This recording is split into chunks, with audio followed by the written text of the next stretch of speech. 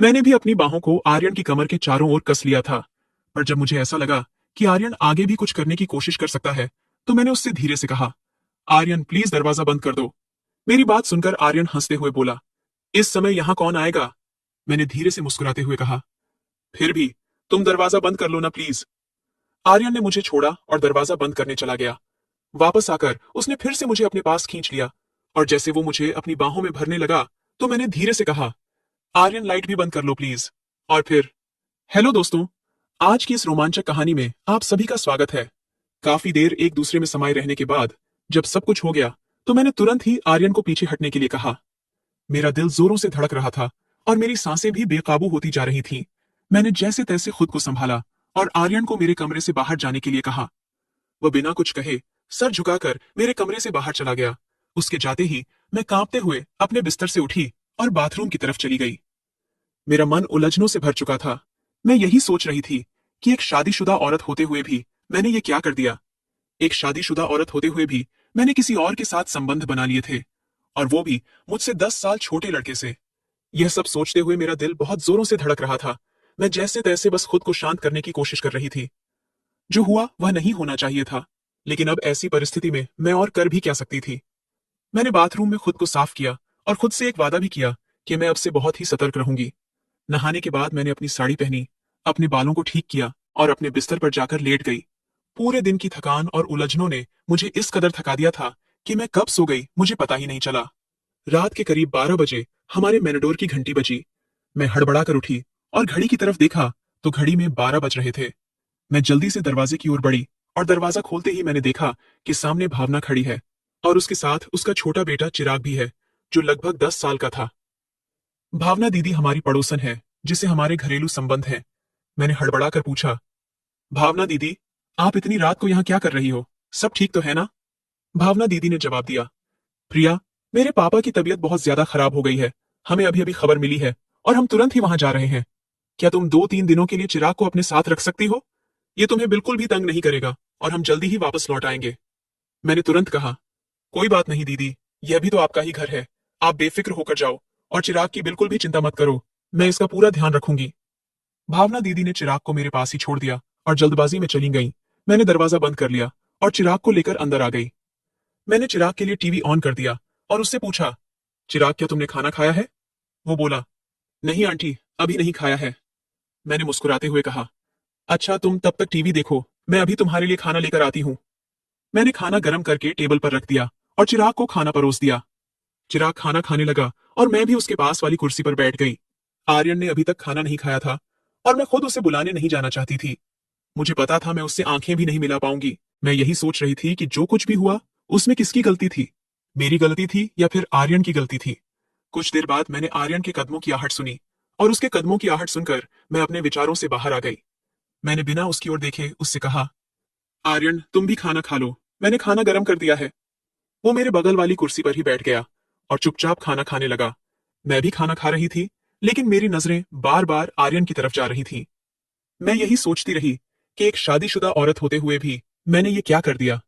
आर्यन ने खाना खाते हुए मुझसे पूछा, ये बच्चा कौन है? मैंने बिना आंखें मिलाए उसे जवाब दिया, ये भावना दीदी का बेटा चिराग है।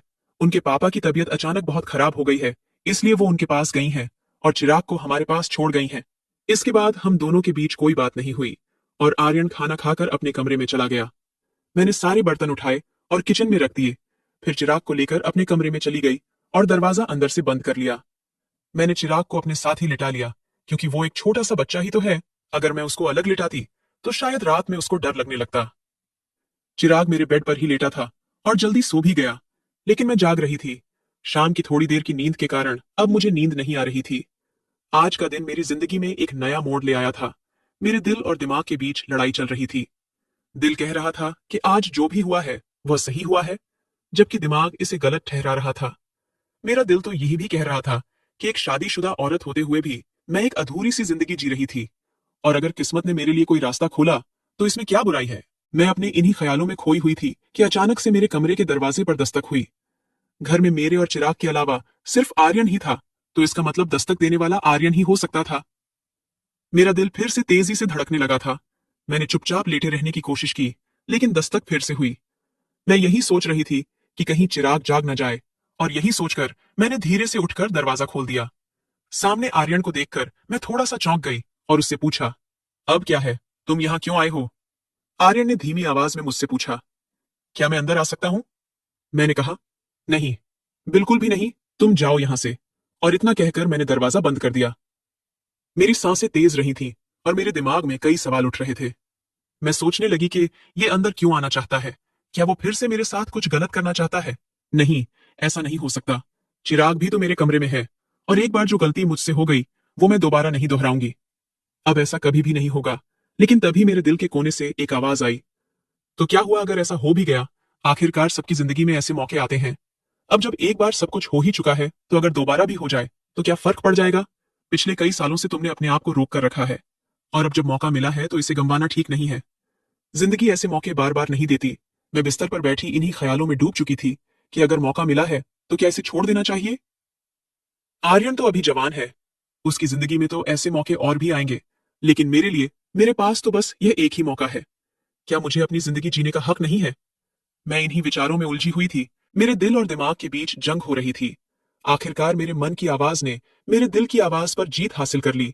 मुझे आर्यन के प्रति अपने पिछले व्यवहार के बारे में सोचकर अफसोस सा होने लगा।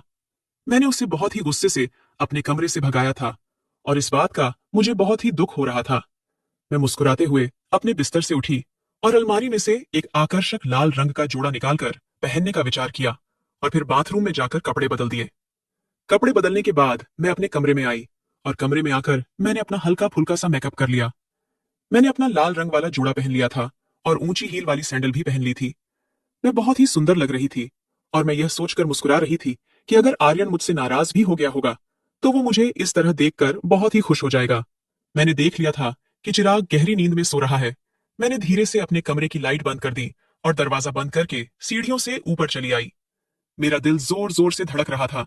जब मैं ऊपर पहुंची तो मैंने देखा कि आर्यन के कमरे का दरवाजा खुला हुआ है और अंदर से हल्की हल्की रोशनी बाहर आ रही है।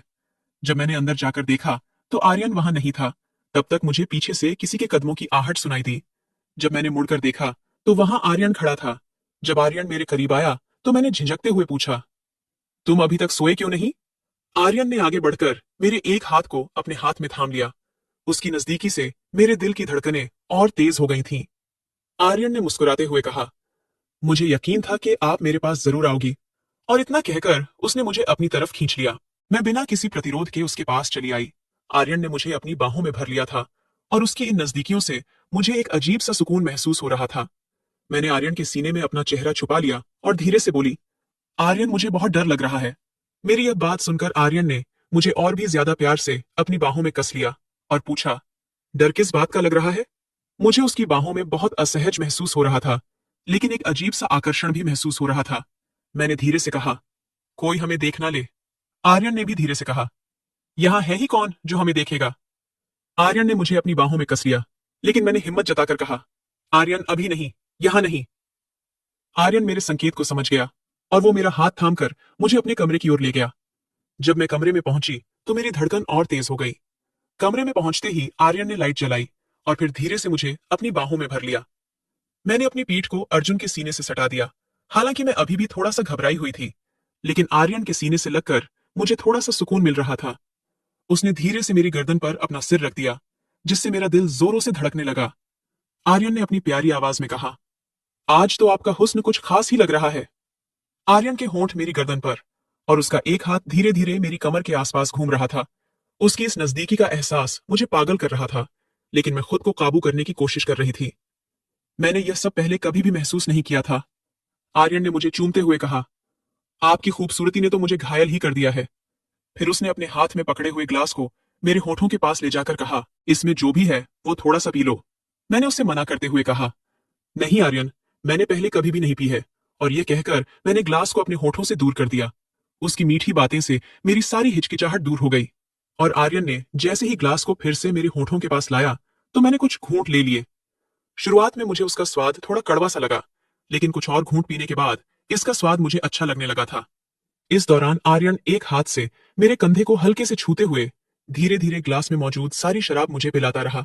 थोड़ी देर में तरफ देखते हुए बोला, आज तो आप बहुत ही सुंदर लग रही हो, इन हाई हील्स में आपके नाजुक पैर बहुत सुंदर लग रहे हैं। अब धीरे धीरे मुझे भी शराब का असर होने लगा था। अपनी तारीफ सुनकर मैं पहले तो थोड़ा सा झिझकी, लेकिन फिर मुस्कुराते हुए बोली, तो किसने रोका है, अपनी सारी चाहत पूरी कर लो। इतना सुनते ही आर्यन ने मेरे पैरों को बड़े सम्मान के साथ हल्के से छुआ। ये सब देखकर मुझे यकीन ही नहीं हो रहा था कि कोई मुझे इतनी गहराई से पसंद कर सकता है कि मेरे पैरों को भी इस कदर से सराह रहा है। आर्यन ने मुझे अपनी बाहों में लेकर हल्के हल्के मेरी गर्दन पर चुंबन देना शुरू कर दिया। मैं भी आर्यन की बाहों में एक सुकून महसूस कर रही थी। शराब का हल्का हल्का असर मेरी खुशी को और भी बढ़ा रहा था। मैंने भी अपनी बाहों को आर्यन की कमर के चारों ओर कस लिया था। पर जब मुझे ऐसा लगा कि आर्यन आगे भी कुछ करने की कोशिश कर सकता है, तो मैंने उससे धीरे से कहा, आर्यन प्लीज दरवाजा बंद कर दो। मेरी बात सुनकर आर्यन हंसते हुए बोला, इस समय यहां कौन आएगा? मैंने धीरे से मुस्कुराते हुए कहा, फिर भी तुम दरवाजा बंद कर लो ना प्लीज। आर्यन ने मुझे छोड़ा और दरवाजा बंद करने चला गया। वापस आकर उसने फिर से मुझे अपने पास खींच लिया और जैसे वो मुझे अपनी बाहों में भरने लगा, तो मैंने धीरे से कहा, आर्यन लाइट भी बंद कर लो प्लीज। लाइट बंद होने के बाद हम दोनों एक दूसरे में समा गए और सारी रात ऐसे ही गुजर गई। अब मैं अपनी जिंदगी में खुश थी कि मुझे अकेले इतनी बड़ी जिंदगी नहीं गुजारनी पड़ेगी। कमेंट करके जरूर बताइएगा कि आपको ये कहानी कैसी लगी। अगर आपको ये कहानी पसंद आई हो तो इसे लाइक करें और अपने दोस्तों के साथ भी शेयर करें। आगे भी ऐसी रोमांचक कहानियों के लिए हमारे चैनल को सब्सक्राइब करें और बेल आइकन दबाना ना भूलें।